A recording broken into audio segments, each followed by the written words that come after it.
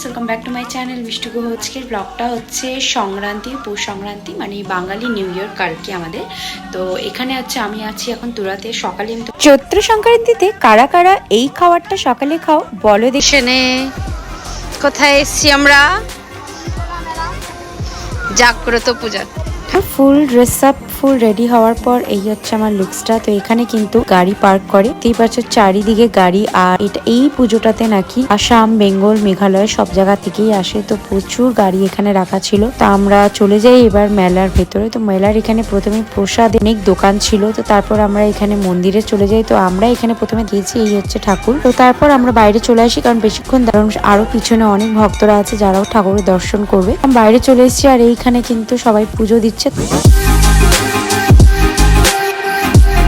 সবাই একটু একটু করে দেখতে পাচ্ছ ওদের ছোট ছোট মূর্তি।